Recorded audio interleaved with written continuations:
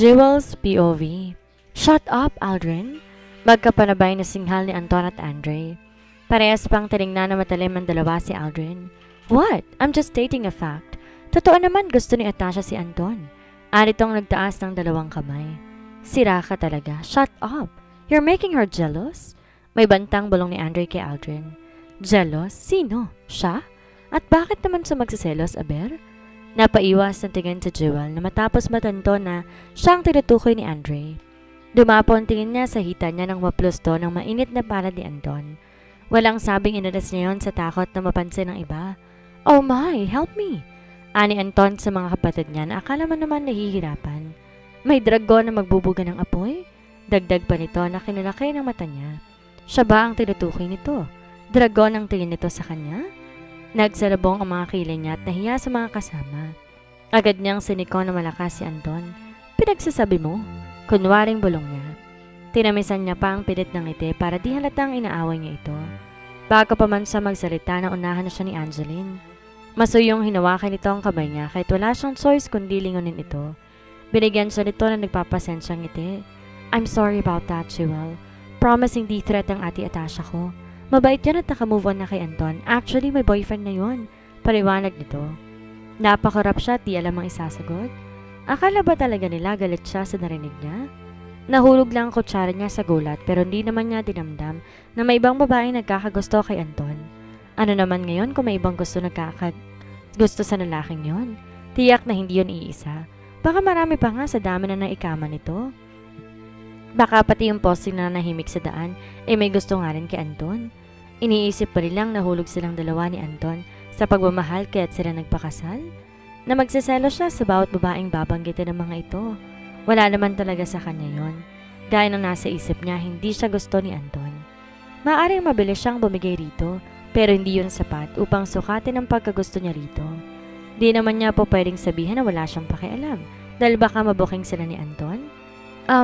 Okay lang, hindi naman ako selosa. Mahinang sagot niya. Tila nakahinga na maluwag ang mga to, pero si Anton ang nasa tabi niya at marahas ang pagbuntong hininga. Mukhang di ito nagustuhan ang sinagot niya. Bumalik ang atensyon niya kay Angeline nang ngumiti ito. Really? Invite kita bukas. Pumunta ka, Jewel. Promise hindi ka ma-out of place. Nandito naman ako. Di rin naman ako mahilig sa party. So please, samahan mo ako. Pakiusap nito bago kinarap-kurap ang mga mata nito. Sweetie, do not force her. Paalala ni Andre. Hindi siya makapag-desisyon at gusto niyang tumanggi pero hindi siya makatanggi. Sinalipan niya si Anton sa gilid niya. Wala naman tong reaksyon at nakapirmi lang ang mga labi. Tumingin siya at pilit nang umiti kay Angeline. Sure, susubukan ko. Aasahan kita. Paalala nito bago bitawan ang kamay niya. Di na lang siya nagsalita pa dahil hindi niya kasi sigurado kung pupunta nga siya. Akmang ngunguya na siya ngunit nabigla siya nang tumayo si Anton at tawakan ang kamay niya. Let's go. Iatid na kita sa apartment mo. Malamig na bigkas nito. Oo. Are you scared na maraming makakilala na lalaking modelo si Jewel, kuya? Pangaasar ni Aldrin. Shut up. Muling sabay na singhal ni Anton at Andre na kinataas ng mga kamay ni Aldrin at umaktong zinazipper ang bibig nito. Tumikim siya upang mawala ang tensyon sa paligid. Tumayo na rin siya at pilit nang umiti rito. Thank you sa breakfast at invitation. Mauuna na kami. Paalam niya. Gusto niya pang magprotesta ni Angeline, ngunit sinuyo to ni Andre. Labag sa loob niya na kumaway ito. Kumaway siya pabalik ngunit agad na nagulat nung hawakan ni Anton ang bewang niya. Pasimple siyang nagpumiglas ngunit hindi naman siya nito pinakawalan. Na makarating ng sasakyan, malakas niyang kinlas sa mga kamay nito paalis sa bewang niya. Problema mo? Galit ka bang pupunta ako sa birthday na babaeng may gusto sa'yo? Fine, hindi ako pupunta. Madiing bigkas niya. Ninirapan niya ito at hindi niya to sagutin at buksan ng passenger seat. Nagdadabog siyang tumuloy doon. Tinabig pa niya ang kamay nito na kamang aayusin ang seatbelt niya. Huwag mo kong suyuin. Dragon ako ngayon.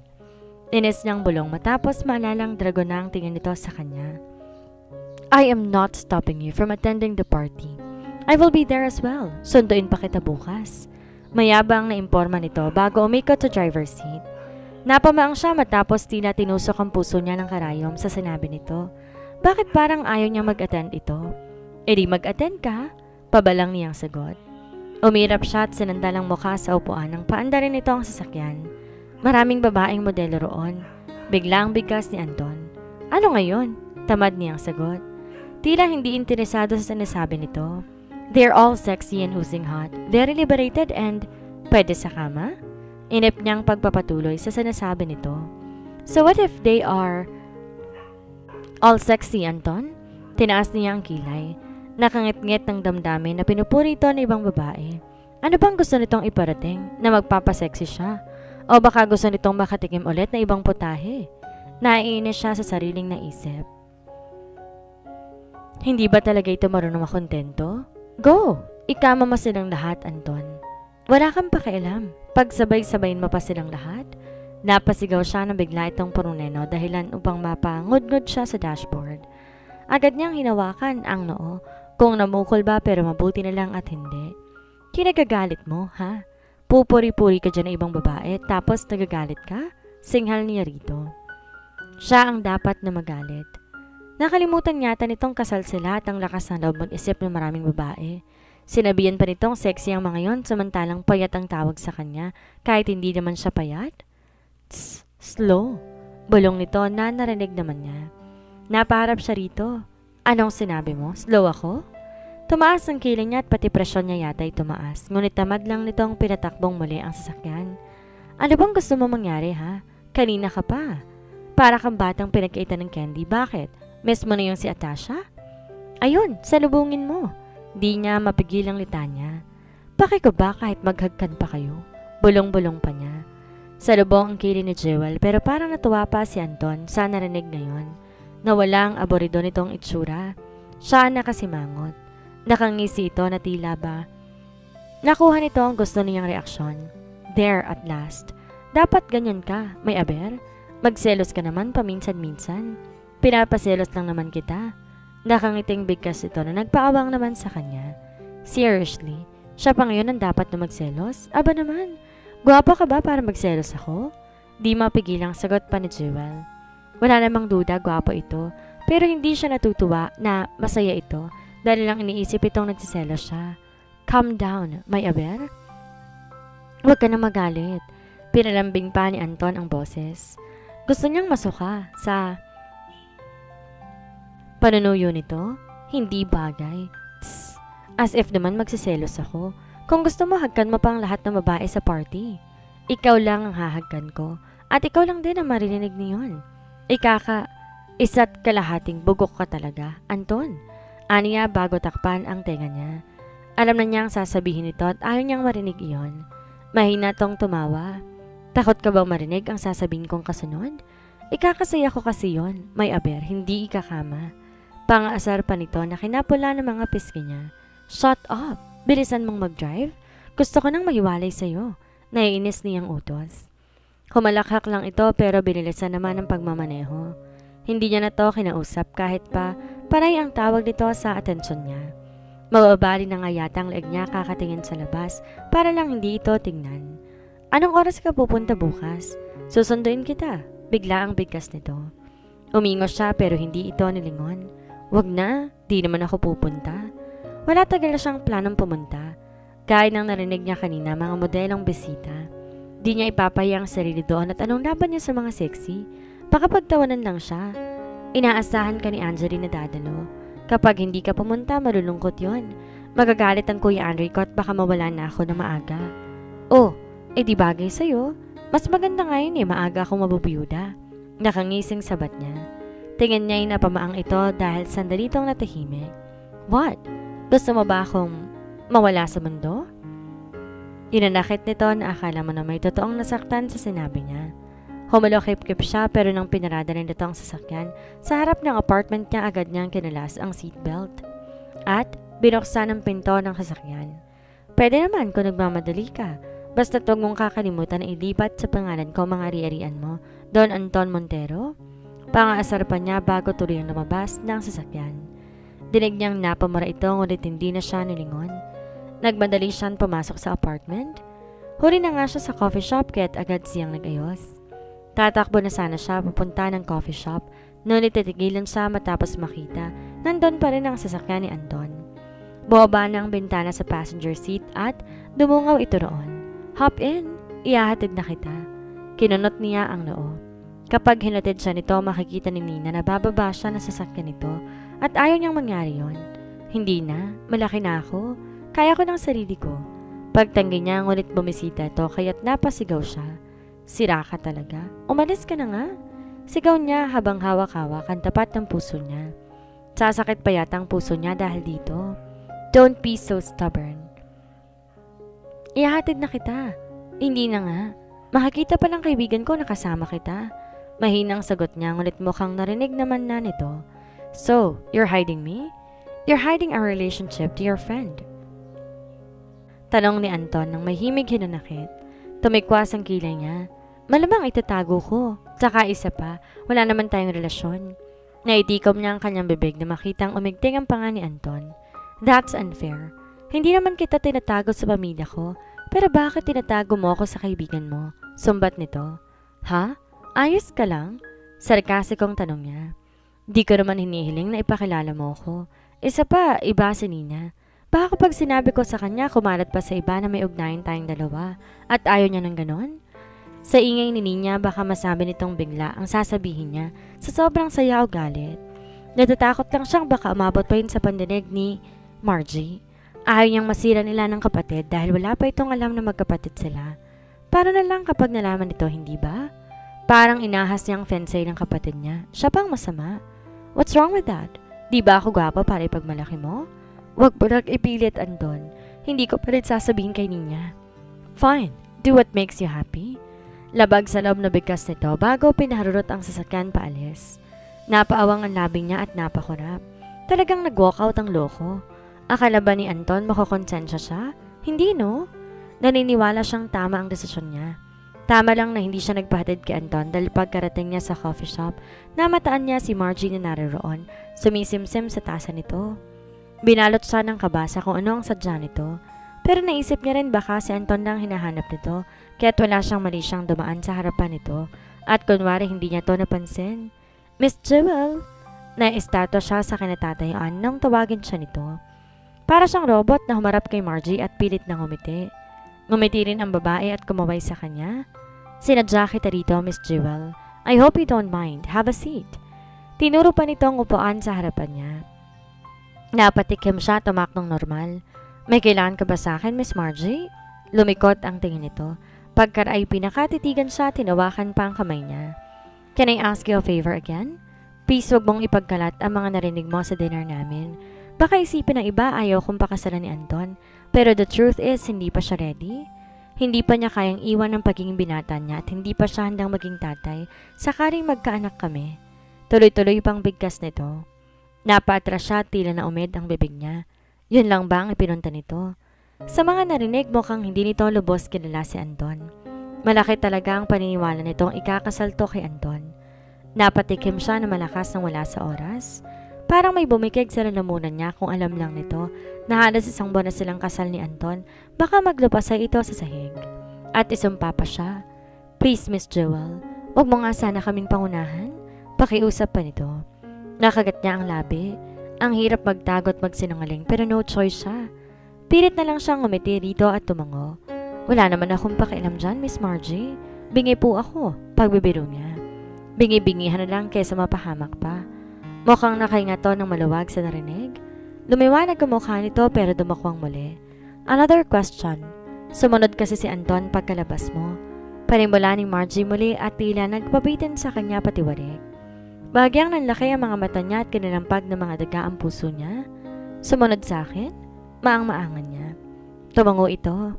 Yes, nagpaalam din siya pagkaalis mo. Gusto ko lang sanang malaman kung nakita ba kayo?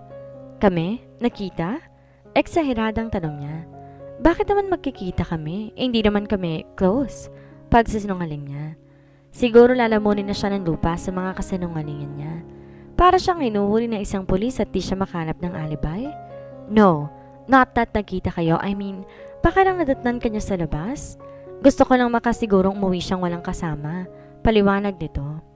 Tuluyan na nga siyang nasamid ng sariling laway niya. Paano ba niya ito maaayos? Alangan namang sabihin niyang magkasama sila ni Anton at gumawa ng milagro sa labas at tabi ng swimming pool. Aba, mata niya lang walang latay kay Margie sigurado. Hindi kami magkasama. I mean, hindi ko siya nakita. Pumara kasi ako agad ng taxi, Miss Margie. Napangawi siya pero pilit siyang ngumiti. Napalabi ang babae. Di talaga okay ang relasyon namin ni Anton lately. Pakiramdam ko may third party. Pakiramdam na Jewel, tinakasan siya ng kaluluwa matapos makitang nanlilisik nitong mga mata. Naparunok siya at diniin sa hita niya ang nanginginig niyang mga kamay sa kaba. Ano bang gagawin mo pag meron nga? Mapanganib itong ngumisi. Baka hindi na siya abutin ng bukang liwayway, Miss Jewel? Malamig nitong sagot habang diretsong nakatingin sa mga mata niya. Literal na napanunok si Jewel sa lamig ng boses ni Margie at sa talim ng mga mata nito. Parang dinidirekta nito sa kanya na hindi na siya aabutin ng bukang liwayway o sisikatan ng araw pa. Aba naman, biktima lang din siya, no? Si Anton dapat ang sumalo sa lahat ng galit nito. Tingin mo, meron bang third party, Miss Jewel? Ngumisi si Margie bago sumimsim sa tasa nito. Agad siyang napaiwas ang tingin at tila naglock yata ang panga niya at di makasagot. Kailangan pa niyang tumikim ng malakas para lang bumalik ang boses niya. Baka wala naman. Hindi naman mo ka magloloko sa Sir Anton. Babaero siya, dear. Hindi ko nga mabilang sa kamay ko kung ilang babae nang lumapit sa akin para lang sabing nabuntis na ni Anton. Lahat yun na ikama niya. Naiiling na kwento nito. Napakurap siya at napaatras. Ganun ba kagrabe si Anton sa mga babae? Bakit naman niya yun sa'yo sinasabi? Bakit hindi sa kanya? Naguguluhang usisa niya. Binaba nito ang tasa at tinaas ang kilay. Simple lang. Alam nilang ako ang girlfriend ni Anton at alam nila kami pa rin dalawang ikakasal. Gusto nilang maghiwalay kaming dalawa but of course I won't allow that. Pagmamayabang nito. Muntik pa siyang mapairap. May mas mayabang din palang kapatid niya at para nag-alangan siyang tawagin tong kapatid. Gusto na rin magmataas ng kilay niya pero pilit ng ngiti ang binigay niya rito. Sayong-sayo na si Anton kahit itali mo pa. Ano? Nagsalubong ang mga kilay ni Margie at matalim siyang tiningnan. Inaaway mo ba ako? Nanlalaki ang mga mata niya at agad tinakpan ang pahamak niyang bibig. Di naman niya dapat sabihin yon. Sa utak lang dapat niya. Ha? Hindi po. Tarantang umiling siya at di malaman kung uupo ba o tatayo. Ang ibig ko lang sabihin, sa'yo lang si Anton, Miss Margie. Walang aagaw ron, mukhang mahal na mahal ka. Panunuyo niya rito. Kinagat niya ang labi. Bawas puntos na talaga siya sa langit sa dami ng kasinungalingan niya. Pero mabuti na lang kumalma ito. Good, akin lang yon. In denial lang siya ngayon at ayaw pa magpakasal. Pero malilinawan din ang isip niya. Kumpiyansang sabi nito. Nangiwi lang siya at tatat na siyang tumayo sa kinatatayuan niya. Paano ba nakatagal si Anton sa gantong babae? Ganito na rin ba ang ugali ng tatay niya o nagmana to sa mommy nito? Papunta na ako sa counter, Miss Margie. Enjoy your coffee. Nangiwing paalam niya. Tipid na tumango ang babae at tila wala nang pakialam sa kanya. Ngunit pareho silang napalingon sa pinto nang tumunog iyon. Nangunot ang noon niya matapos bumukha ng lalaki. May bitbit tong kulay rosas na kahon. Nagsalubong ang mga kainin nito nang sinuyod nito ng tingin ang paligid ng shop niya. Agad ding ngumisi ang lalaki na magtama ang mga mata nila. Suwabe pa nga itong lumakad papalapit sa mesa nila. Akbang tatayo siya ngunit naunahan siya ni Margie. Malaki ang ngiti nitong salulubong lalaki. Aldrin, how did you know I'm here? Pinadala ba to ng Anton sa akin para sa party? Bungad nito at agad kinuhang malaking kahon na dala ni Aldrin at tinapag sa lamesa. Kulot noo at naguguluhan tong tinignan ni Aldrin. Nang dumako naman sa kanyang tingin nito, umiling siya pang hindi siya nito batiin. San pala si Anton? Dagdag na tanong ni Margie habang binubuksan ang kahon. Oh my gosh, I was planning to buy this dress. Eksahiradang usal pa nito. Napaisip tuloy si Jewel sa kahon. Putig dress iyon at manipes pero alam na alam mo mamahalin sa klase ng tela. Daig pa ang kulambo. Di ka lalamukin kahit nagabihin ka pa sa labas ng daan. Malakas tumikim si Aldrin at sinara ang kahon na kinawang ng labi ni Margie. Long time no see, Margie, but I did not come for you. Sabing bigkas nito na kinasalubong ng kilay ni Margie. What do you mean?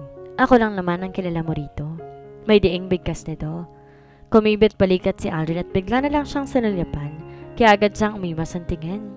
I came here for Miss Jewel. May pagmamalaking sagot nito dahilan upang manlaki ang mata niya. Gusto niya tong pigilan sa sasabihin pa nito pero walang preno ang bibig ng lalaki. She's invited to the party, and that dress is for her. Pagpapatuloy nito. Mahuhulog yata ang puso niya sa kaba. Sana lang di nito banggitin na asawa siya ni Anton, kung hindi, lagot silang lahat kay Margie. And who invited her? That is Natasha's birthday party, my best friend's party. Para magiging invited doon si Miss Jewel?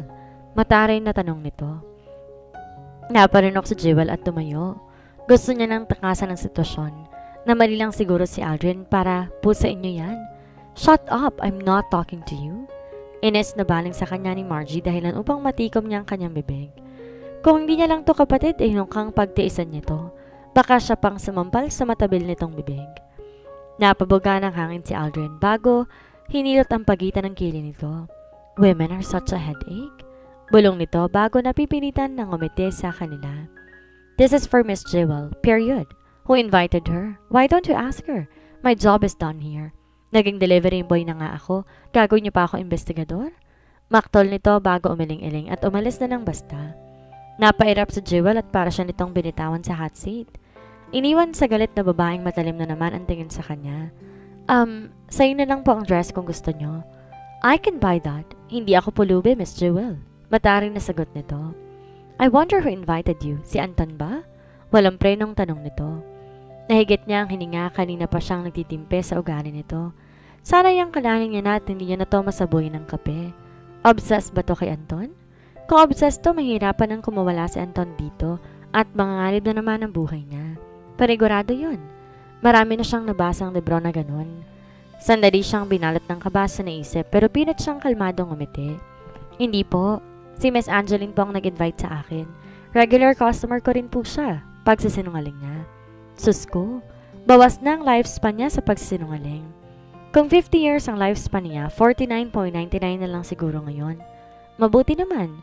Mas maganda nang nagkakalinawan tayo. Anito habang kumukuha ng 1,000 sa wallet nito. Keep the change and see you in the party, Miss Jewel. Mapanganib tong ngumisi bago umalis. Nanlamig siya at hindi nakakilos agad kahit na nakalabas ng pinto si Margie. Manganib ba yata ang buhay niya dahil sa party na yon? Bakit kasi nauso pa ang party? Uy, na-starstruck yata kay Miss Margie. Bigla ang tanong ni Nina na nasa tabi na niya. Sinusuri pa nito ang kahon.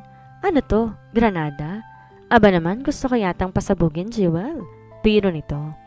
Napairap siya at napabuga ng hangin.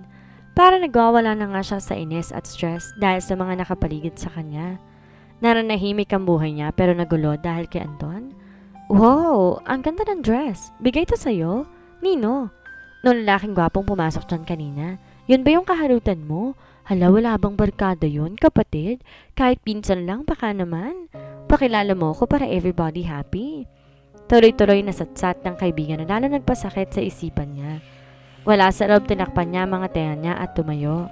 Kailangan niya ng beauty rest. May susugurin pa siyang party bukas. Binitbit niya ang kahon at tumungo sa pinto.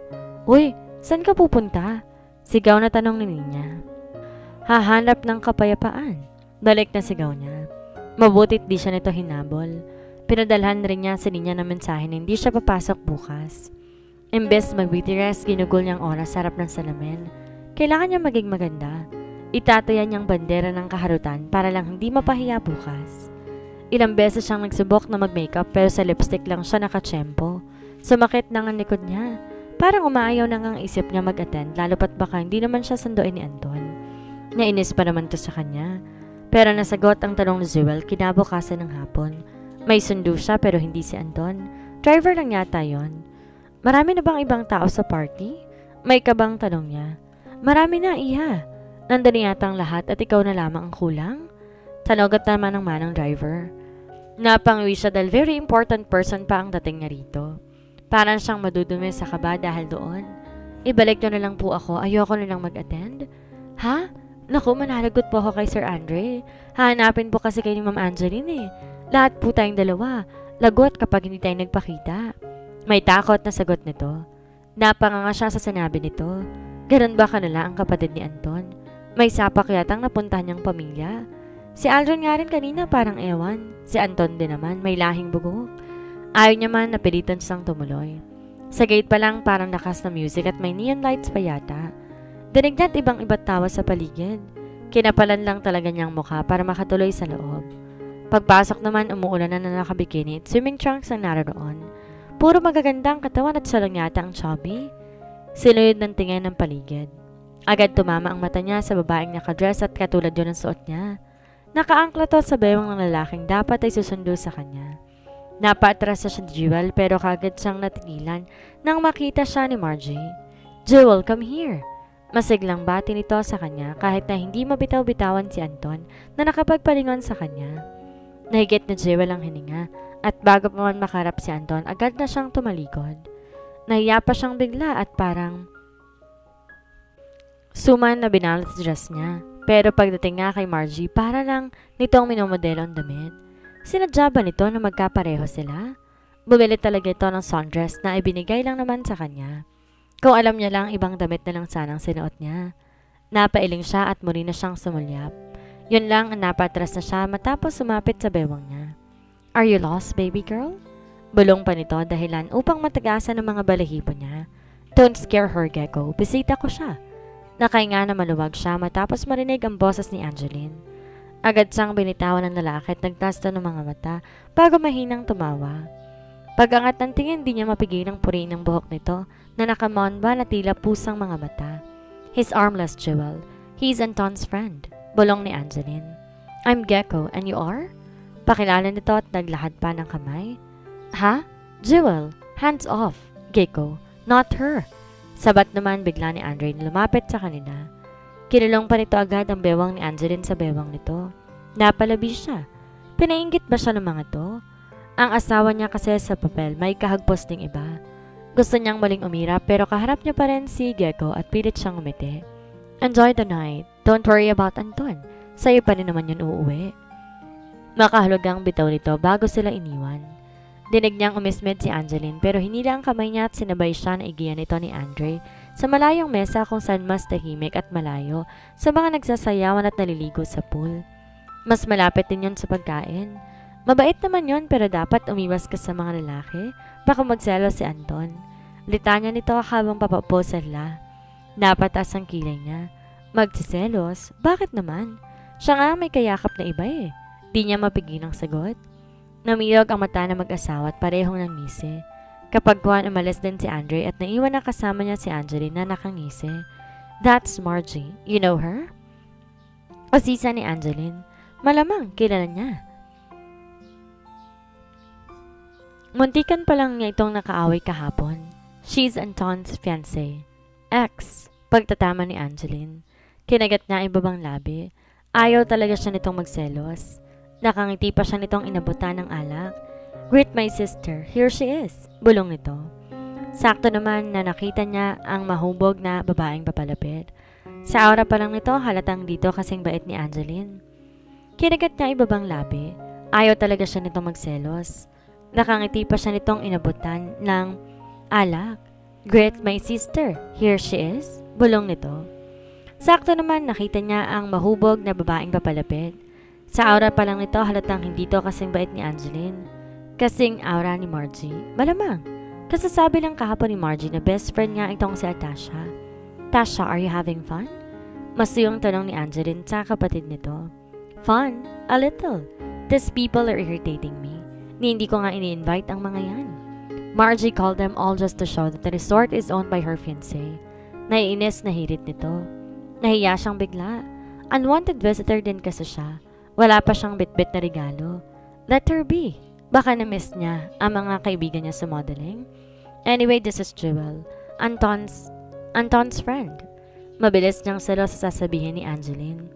Umani siya na naguguluhang tingin kay Angeline pero hindi niya na pinansin. Nakatutok ang tingin niya kay Tasha na nakataas ang kilay sa kanya habang nakasandal sa mesa. "You mean, woman or fling?" Anton doesn't do friends. Hindi pa rin siya nagbabago. Babae pa rin ang libangan niya. "Swerte mo pinatulan ka." "Ako nga, hindi pinatulan yan." Kwento pa nito. Naikayom ni Jewel ang kamao.